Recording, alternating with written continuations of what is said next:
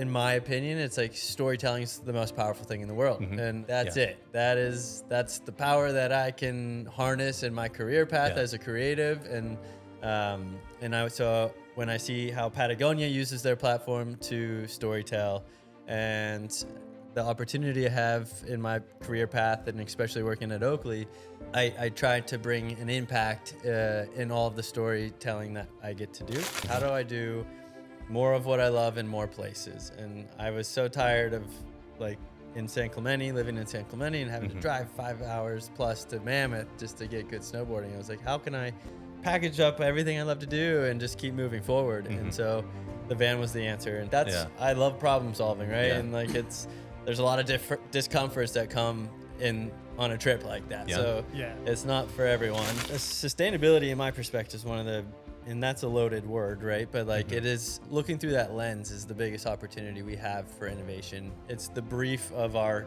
generation, right? So we're talking things like advanced materials, new processes, new types of energy. All these things can lead us to a world that's more in harmony with our planetary boundaries. And next person that lands on the moon, in theory, will be wearing an Oakley visor. And how wild is that? Shade isn't a place you hide. It's where you pause, where you think, where real work happens. Quietly, creatively, and authentically. No slides, no filters. Just candid conversation about a story worth telling. It's not about villains. This is where brand builders, creatives, and storytellers come to share the stories they usually don't tell in pitch decks or press releases. It's about the people who work behind the scenes, challenge the obvious, bend the rules, or build unforgettable brands. This is Shady Characters. All right, are we rolling, everyone? We're here with Jes Stockhausen, multifaceted brand storyteller, global content manager at Oakley. Today, he's a shady character, and we're really excited to dive out of the spotlight into the shade and get to know Jes a bit better. I was trying to remember how long I've actually known you, and I think it's got to be 2010-ish? Yeah, 2012, I'd say. 2012-ish? Yeah, is when I moved to San Clemente and was coming to Oakley. So we've got a bit of history here, but you've kind of led this really interesting life as a creative, in that you very early on found a passion for travel, right?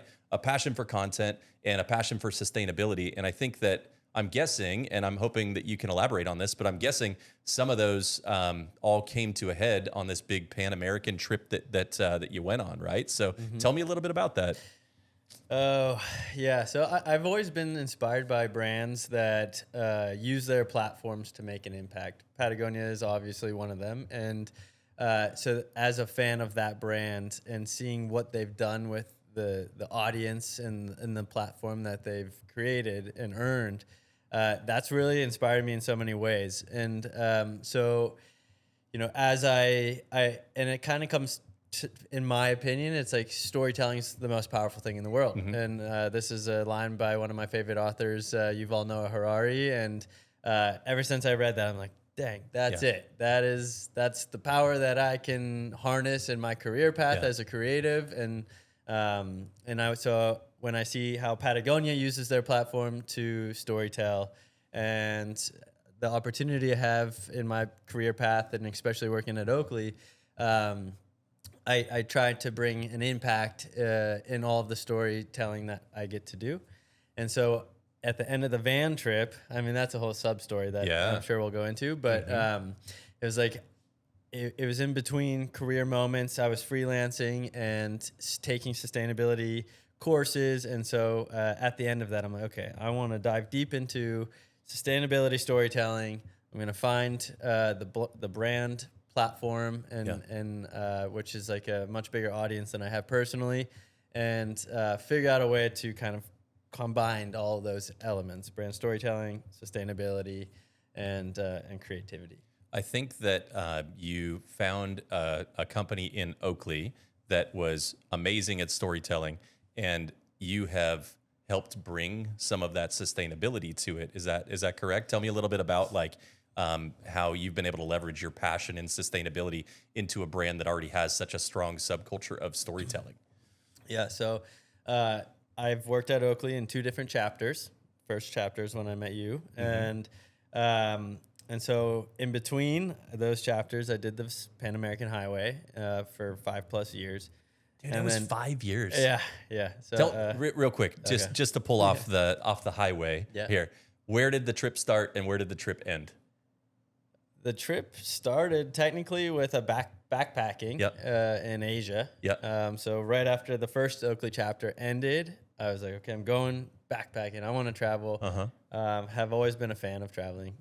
Went for 4 months starting in China and went across Asia from China, Mongolia, Tibet, India, Nepal, Myanmar, Thailand, and Vietnam. So a big U. Do you have any like defining memory from that experience? Is there like one thing that stands out? It's like, oh my God, this is the one thing?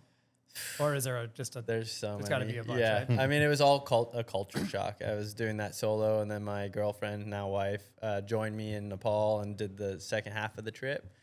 And then coming out of that, I came home for Christmas in 2015, and that's when I'm like, okay, I'm going to commit to freelance. I'm going to buy a van, and live a mobile life, which I've always wanted to do. And I personally see that as a matter of efficiency. I'm like, how do I do more of what I love in more places? And I was so tired of like living in San Clemente and having to drive 5 hours plus to Mammoth just to get good snowboarding. I was like, how can I package up everything I love to do and just keep moving forward? And so the van was the answer. And so I was like, okay, I'm going to commit to freelance. And so I bought the van in Pittsburgh, Pennsylvania, where I grew up. Coming out of the Asia trip, drove it back to San Clemente where all of my belongings were. And at this point I'm living out of it. And I built it and in San Clemente on the streets. It didn't have a bed. You didn't buy one that was outfitted. No, this is early van life. This was before the modern movement. Yeah, you didn't go and just buy an outfitted van. You bought a shell and you made it. Yeah, right. Yeah, while living in it. So Is that the same van that you have here? Yeah, the one outside. Yeah. So it's now I'm retired in Orange County again. But and then I built it, and then I was like, okay, I'm going to go project to project, and I think we did a couple freelance projects along the way. And that started out with like a 1.5-year trip around like the Rockies, up to the Pacific Northwest, down the coastline. I did that like twice, I think, and then I was like, I've never been to Alaska, so I ended up spending the summer in Alaska, bouncing around to all the fun towns and mountain biking, fishing, hiking. This is all in the van? You drove to Alaska? Drove to Alaska. And then awesome. I actually took the inside passage through all the fjords of British Columbia and Alaska. And then when I was in Alaska, I was like, you know what? I'm in position to do the Pan American Highway. And so I did. So I spent like 3.5+ years south of the U.S.-Mexico border and hugged the west, every country in Central America, and then hugged the west coast of South America. And you'd fly back, you'd get a job up here, you'd freelance. Most of your work was still up here in North America, or you were doing a lot of work, you were finding clients that were wanting you to shoot down there too? The original goal was to find clients along the way. That's hard. I tried to really take my time and spend a minimum a month in each country. And spent 7 months in Mexico and 3 months in a lot of different countries and 7 months in Chile. But I ended up doing flying back for a lot of projects where I would do pre-production on Wi-Fi and cafes, go to cafes, hotspot, some fun stories there, just about leveraging, technology and probably differing technology in different regions. Wild stuff. This is stuff that life doesn't prepare you for, though. It's like you just there's no class in school. There's nobody that teaches you how to do 100%. And that's the beauty of a trip like that. I love problem solving, right? And there's a lot of discomforts that come in on a trip like that. So it's not for everyone, for sure. And had you always been a pretty hands-on, do-it-yourself kind of guy before this, or was this a skill that you acquired just through the passion of wanting to make it happen? The passion of wanting to make it happen. I'm a problem solver for sure. I get excited about that and new challenges. I would say I learned a lot of technical skills, handiwork along the way. You're forced to do that when you're by yourself, stuck in or something's happening with the van, you're forced to learn a lot of things. Yeah. And I there's learned a how to ton make of an stories. arrowhead out of a rock. Yeah. And start fire with 2 sticks. Exactly. Yeah. So a fun moment where technology like really surprised me was actually in Mexico, and in what's that? I guess like Chiapas, I think it is technically, or Oaxaca. And I was in a beautiful, somewhat remote surf break up on a peninsula.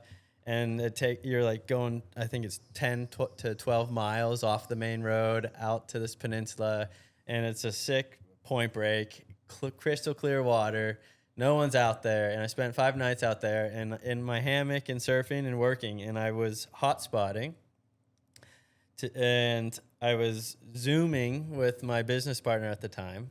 And I was watching him edit a project and just working through post. And at one point, he had to step away to go like pick up his daughter, and I took control of his computer and was finishing editing. Like we were at the very final stages of the project, so I was hotspotting, zooming, and controlling his screen, live editing a project in a thousands hammock of miles on a away. peninsula in rural Mexico. Yeah. And then I just went and surfed, and it was really special. Was that a moment where you're like, oh, you can do this nomadic lifestyle Yes. and still It's be like productive and 100%. Do you think like Starlink has changed that even? Oh, can you man. imagine? Because they didn't have this. millionth This is level stuff that has evolved since you've even done this, Starlink right? would have been a treat. Yeah. Like, I spent a lot of time, especially in Alaska and Patagonia, where sending video files can be, take time.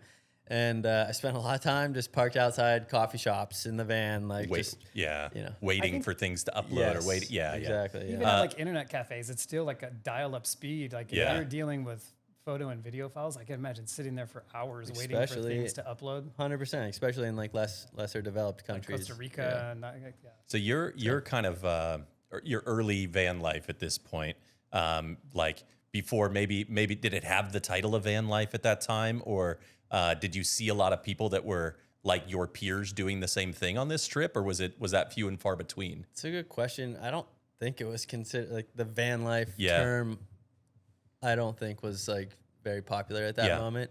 Like I was, for example, one of the first racks that Illuminous built for the Ram ProMaster, which is, Illuminous is a really big rack maker, for example, and so just that's an example of how early this was, and it was cool to watch actually that like the modern van life movement evolve while I was abroad, knowing that like all kinds of new schematics were coming to life and parts were becoming more available. The 4x4 Sprinter popped up. So like that I did the van I had was front wheel drive. Two-wheel drive. And it's If I remember right, you had a complete engine failure, you had a transmission, or you had both, or you had something. Yeah, okay, all right. Yeah, that, like still major dealing with it. setbacks. I had to redo the transmission in Costa Rica, which set me back a month, and also in the motor in Ecuador. Yeah.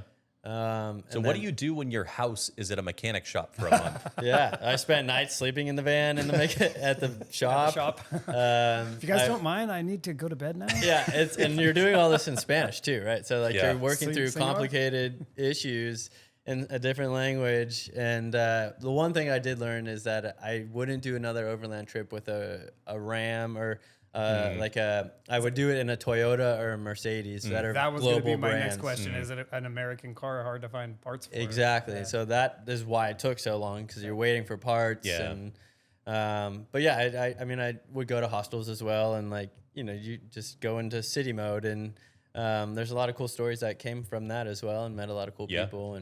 And correct me if I'm wrong, Sid, your girlfriend at the time, you guys were dating that whole time. How did that work? Yeah, so it was like a long distance thing, and we did it in a really mature way. I really enjoyed that. She was becoming a nurse, and then wanted to travel nurse, and in order to travel nurse, you need to have bedside nursing experience. So she was becoming a nurse, became a bedside nurse, and then started travel nursing. And then in between each of those moments or those chapters, she would visit me. So she ended up doing 6 countries and all of Patagonia with me. Yeah. So, just to get back, bring it back full circle. When I came back from the van trip, this was in 2021. the pandemic had hit, which was a whole thing. It hit when I was in Bolivia, and I was in a restaurant, and I saw, the first case hits Bolivia, and I'm like, oh. And was that before or after it had hit the U.S., you think? Do you remember? For sure. After, Yeah, okay. yeah. And so I had met a friend who was on a solo surf moto trip from Oregon to Chile. And the two of us we went through an iconic overland route from the salt flats of Bolivia into the Atacama Desert, which was like very beautiful, mineral lakes and flamingos everywhere, and very neat. And then went into Chile as things like are literally like locking up behind us. Like we're running from the pandemic, it felt like. And just keep going south. Yeah, it was awesome. And it was weird because it was like such a catastrophic moment for all of us, but like it was some of the best months of my life, actually, at the beginning of the pandemic. Yeah. Where we surfed our way down Chile and then landed in a beautiful up-and-coming surf town in Chile, surrounded by point breaks, like world-class point breaks, and living on a farm. I parked the van there. This was his final destination, and the kid I met, Eric, and I asked he was doing a workaway, so I asked his host, like, hey, can I also post up here? And just wait to see what the world is doing. And it was great. Yeah, it was very beautiful.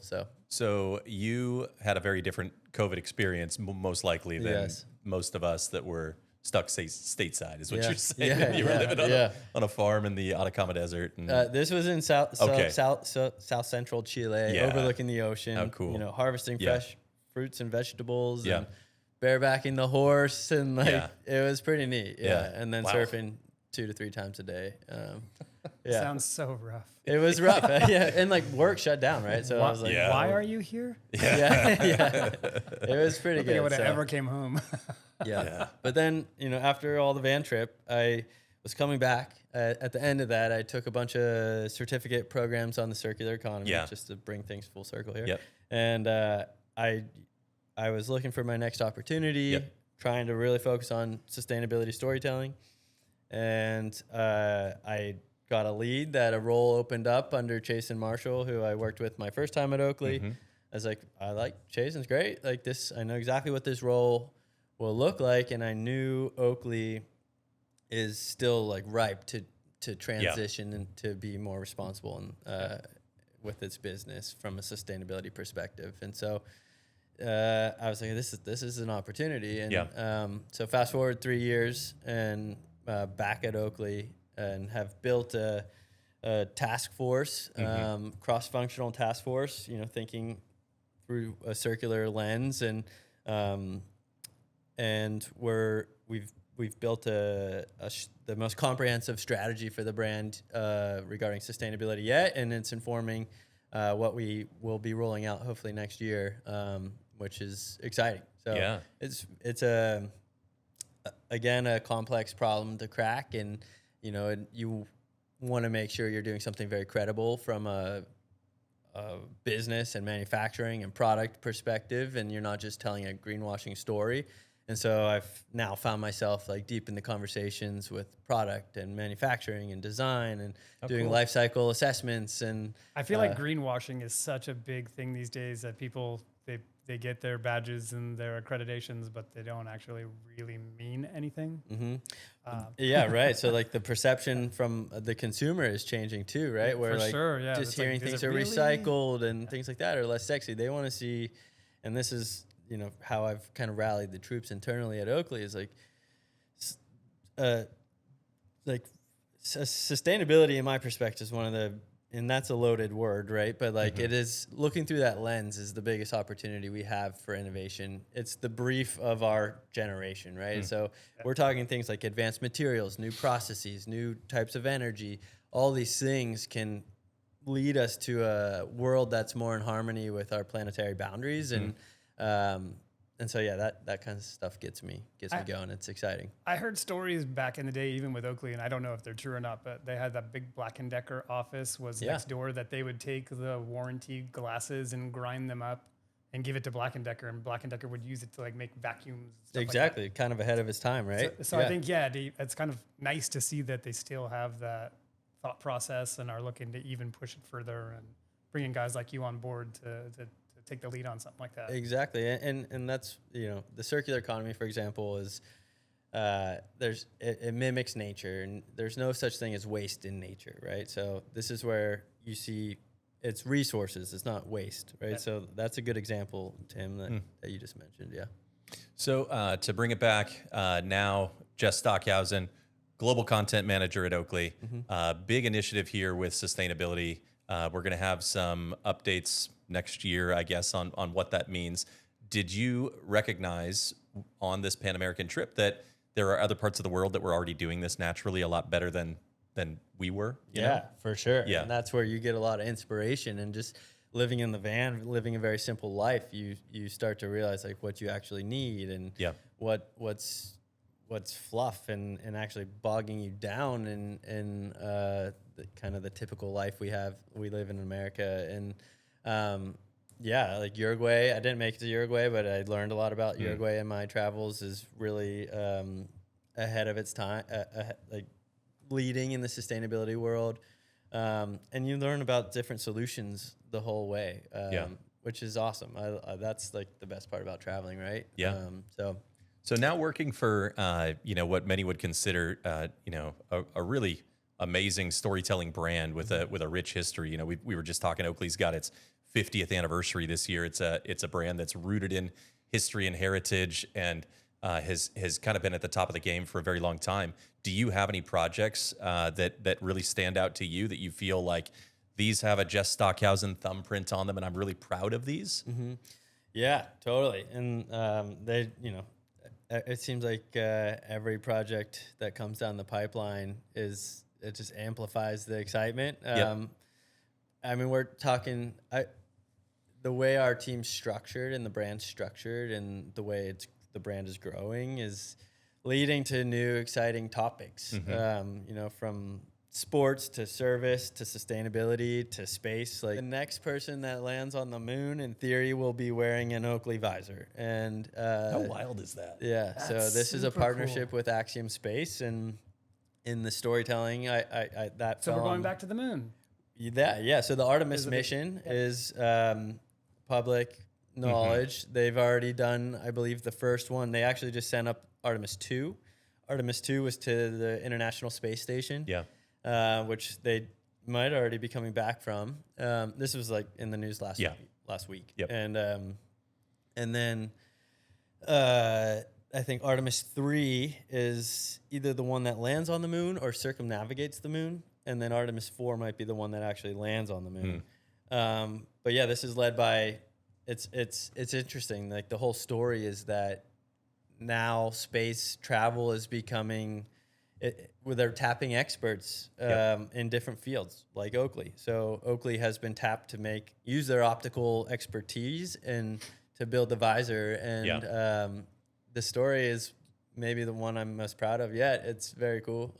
So you got to interview astronauts. There's a cool juxtaposition here with a football helmet and a space helmet. Yeah, exactly. It's next level stuff for sure. And like even the materials used to protect from infrared radiation and things like that. And did you ever see a world when you were growing up living in Pittsburgh and you were just getting started in filmmaking that you thought you were going to be telling stories about astronauts with real astronauts who were literally going to walk on the moon? Like, that's wild, man. That's wild. Yeah. So, I mean, that one is, again, fresh, like hot off the press. Just got final files today. Goes live next week.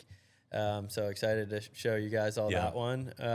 Another one is like Oakley produced an innovative surf helmet, which, was very interesting as well, because helmets in surf have kind of gone through the phases, right? Where they were hot for a second, then everyone's like, oh, it's kooky and not cool. And then they came back, and even in the last 2 years, like some of the biggest names in surfing have had head injuries. And so, this just telling that story of the offerings that were on the market and how much they were lacking protection. And then how Oakley's helmet came in and just blew those out of the water. Yeah. And we actually put a lot of work and technology into the helmet. Like that, and to see the adoption, like right when we brought out the first prototype on the beach on the North Shore at Pipeline, like people were like, literally we had a pro lean over and say, "Is that the next generation of surf helmets?" And I was like, "Can you say that again?" Yeah. Hold on, I missed that one. But it was really cool. So like, and now yours, it was funny. I was on the pier in San Clemente and they have a mural of people paddling a boat on a wave and they're all wearing helmets. So I was like, this is wild. So like it was kind of a moment where we felt, at least, and it appears that it changed the culture of surf. And so that was another fun campaign. The Oakley Standard Issue storytelling is also very interesting. So that's Oakley's branch devoted to military, law enforcement, first responders. And, that's a challenging space to storytell, especially in today's world. And so trying to evolve how Oakley tells its story in that space has been a challenge and interesting, where it used to be all about tactical prowess and guns blazing down the range and bullets flying everywhere. And so it's like, but that doesn't work so much in today's world with, multiple wars going on and things like that.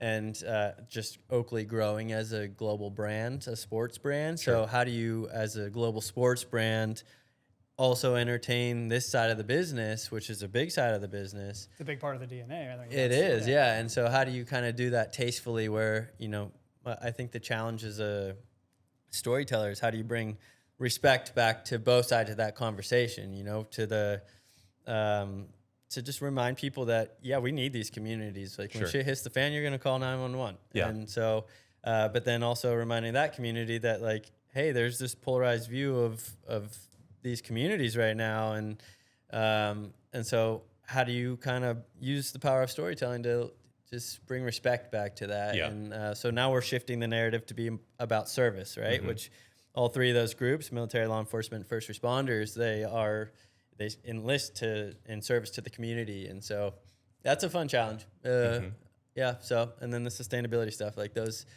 I mean, Oakley is beautiful in the fact that it touches so many sports and topics, and but it goes so far beyond sports, which I don't think a lot of people realize until you really kind of get under the hood. Exactly, right. So and it feels like it's on a high right now. So and these brands kind of go like this, and so it's fun right now for sure.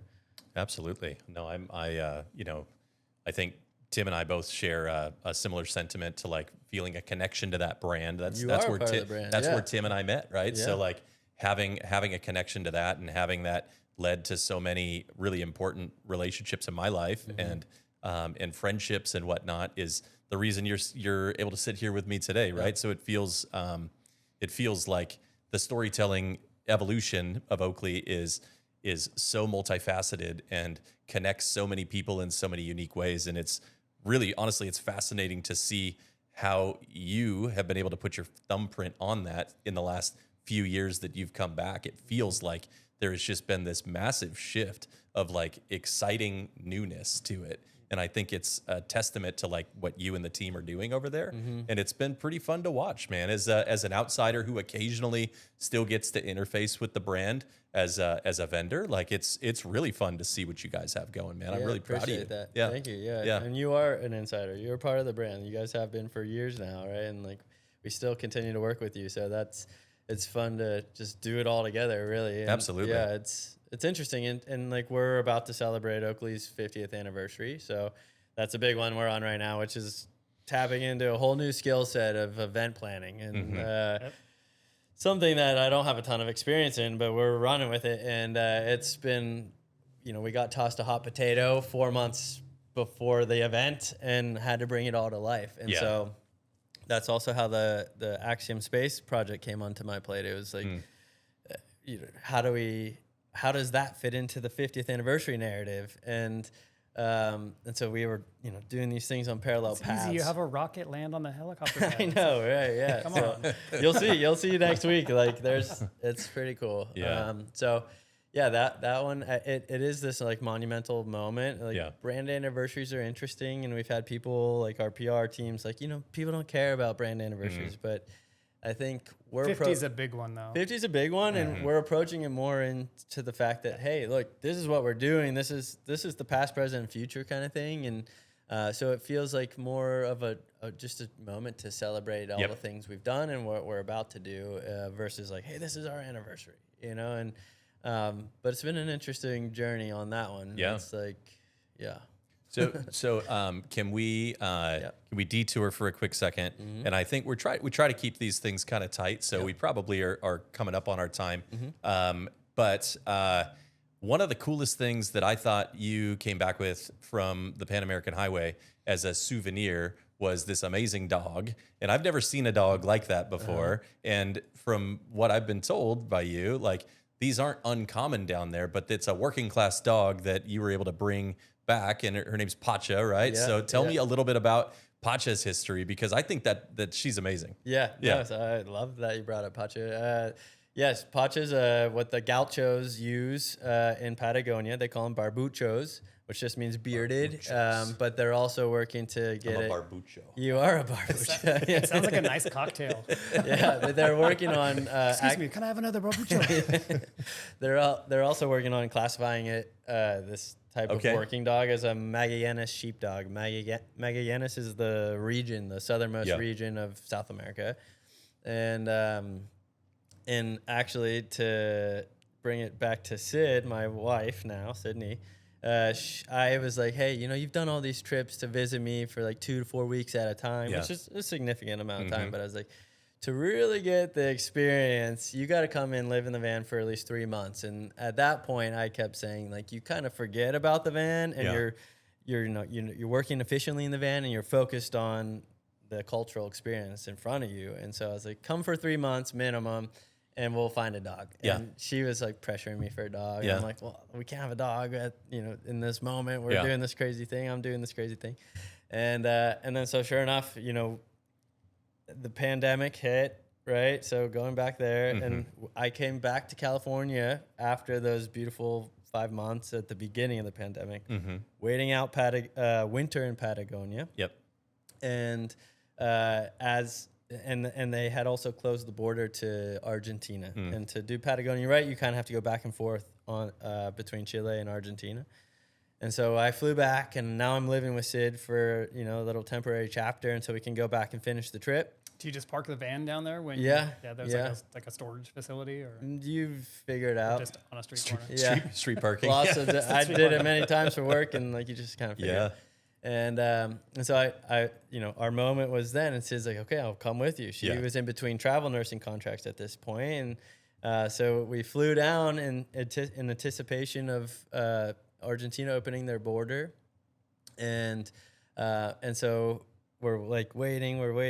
It's summer, going into summer now, and we're driving down. Argentina's like, we're opening in 2 months. We're opening in 2 weeks, in 2 days, and we're literally now on the border and in Patagonia and waiting for them to open. And then they said they're going to close it for another year and a half. And we're like, damn it. Kidding. Yeah. So, anyways, we hit the southernmost point of Chile. We're coming back, and I've had a promise to Sid. And so we are in Puerto Natales, which is a beautiful town on the outskirts of Torres del Paine, one of the main national parks of Chile. Yep. It's really spectacular. And we had gone into the park and out of the park a few times, and we went for a hike right outside of town, and sure enough, these gauchos had so many dogs. They had 20 dogs, adult dogs, all tied up to the fence. They're all working dogs. And they have an issue with dogs from Puerto Natales sneaking out to the farms and mating. And so they have this plethora of dogs. These city dogs coming out, defiling these beautiful country dogs. And so, sure enough, they had a litter of 6 puppies, and Pacha was the one of the litter that, like, the only one of the litter that would approach people, and she'd come up and have this huge personality, and she'd just roll on her back and beg for belly rubs, and we're like, That's okay, this is weird. This is all coming to life. Like, we're on our way back home now, and like this could actually work. So we visited the farm 5 times. Yeah. eventually, to piss off the gauchos, they're like, guys, we don't have time for this. Stop Like, coming back. If you want to take if you it, want the dog, it's yours. And but we were like, okay, well, can we do this? Is she healthy? What does it take? Yeah. How do you get a dog back? Totally. Yeah. And it's not easy. It's like it's almost like a math equation. Like, it has to be certificates 28 days before you arrive in the United States. You need these particular vaccines. So it was very regimented, and we had to abide. And so on the 5th time, we went back, and I think I blacked out. I just like grabbed the dog, Pacha, and we threw her in the van, and we're like, oh boy, here we go. And was her name Pacha at the time, or did you guys? Yeah, it was either going to be Pacha or Gaucho. Okay. And since she's a female, we went with Pacha, which Pacha means Pachamama is like a widely used term throughout Latin America for Mother Earth, and so Pacha means like Earth, and which is very fitting for where she came from. It's a very beautiful place, and then we spent 2 months with her in the van, making our way back to Santiago, and then shipping the van to New York from Santiago. And crazy. Yeah. It was a wild journey. You Yeah. know, she's a feisty little Yeah. one with a huge personality, and she's very much a diva. And she's like I call her a super herder. We did do the DNA test, and she has a ton of herding breeds, like pretty much all of them.